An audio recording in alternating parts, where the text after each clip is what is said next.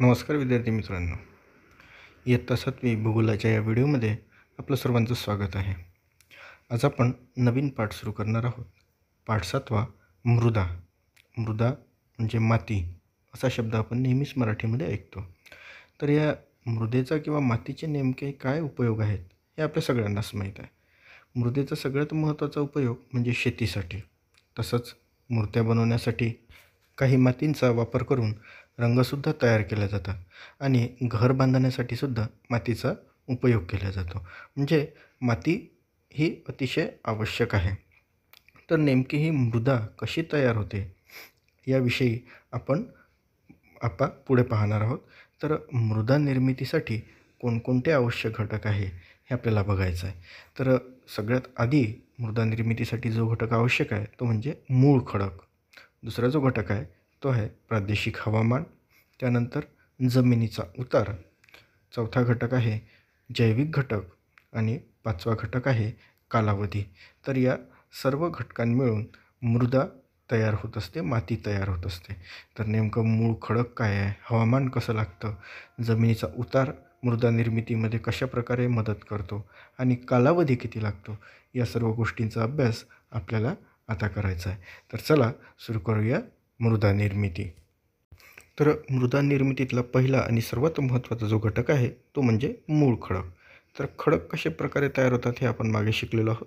खडक हा लाव्हारस थंड होऊन त्यापासून जो कठीण पदार्थ, कडक पदार्थ तयार होतो त्याला आपण खडक असं म्हणतो. तर या खडकाचं विदारण होऊन, क्षरण होऊन, झिजून मृदा तयार होते, त्याचा भुगा तयार होतो. किती कठीण खडक आहे आणि हवामान कसं आहे यावर सुद्धा त्या खडकापासून मृदू तयार होण्याच्या प्रक्रियेला कमी जास्त वेळ लागू शकतो. म्हणजे जास्त कडक काठिण्य पातळी जर त्याची जास्त असेल, कडक जर असेल तर उशीर जास्त लागेल आणि थोडा मऊ असेल तर त्याचं क्षरण विदारण लवकर होईल, त्याचा भुगा लवकर होईल आणि त्यापासून मृदा तयार होईल. जर आपण दख्खनच्या पठारात गेलो तर दख्खनच्या पठारामध्ये बेसाल्ट नावाचा जो खडक आढळतो त्याचं क्षरण होऊन जी मृदा तयार होते ती काळ्या रंगाची असते. त्याला आपण रेगूर मृदा असं म्हणतो. आणि जर आपण दक्षिण भारतात गेलो तर दक्षिण भारतामध्ये 2 रूपांतरित खडक आढळतात ज्यांचं नाव आहे ग्रेनाइट आणि नीस.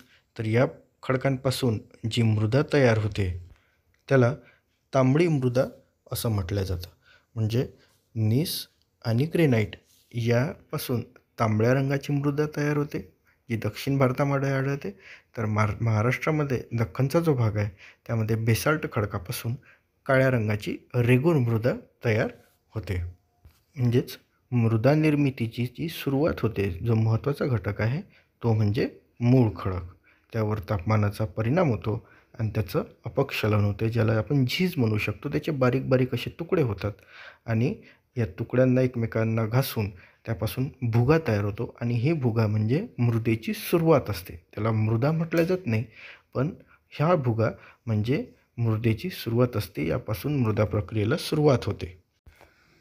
त्यानंतर मृदा निर्मितीतला दुसरा जो महत्त्वाचा घटक आहे तो म्हणजे प्रादेशिक हवामान. प्रादेशिक हवामान यासाठी की एखाद्या ठिकाणचं, ठराविक ठिकाणचं हवामान कसं आहे. आता हवामान म्हटलं म्हणजे आपण कोणकोणत्या गोष्टी घेतो.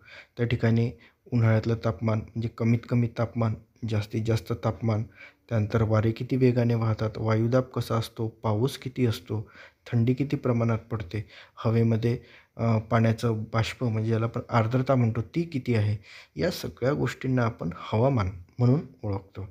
तर या हवामानाचा सुद्धा मृदा निर्मितीवर महत्त्वाचा परिणाम होतो. हा सुद्धा एक आवश्यक घटक आहे मृदा निर्मितीमध्ये. होतं काय की जे मी तुम्हाला आता सांगितलं की एखाद्या खडकाचं अपक्षरण होतं. तर हे अपक्षरण होत असताना किंवा झीज होत असताना त्यासाठी आवश्यक घटक असतो त्या ठिकाणचं हवामान.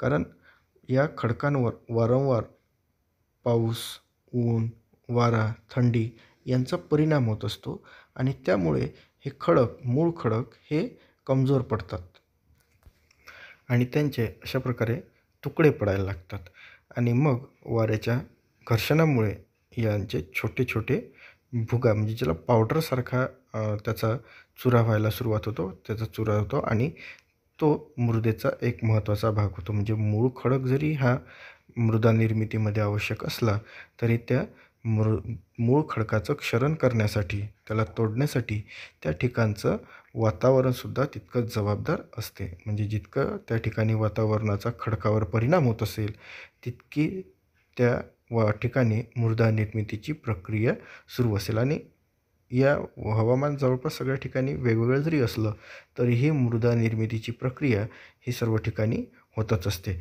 काळ यासाठी भरपूर लागतेच, त्याविषयी आपण पुढे बोलणारच आहोत. तर हे 2 मुद्दे आपण आज या ठिकाणी पाहिलेले आहेत, मूळ खडक आणि प्रादेशिक वातावरण.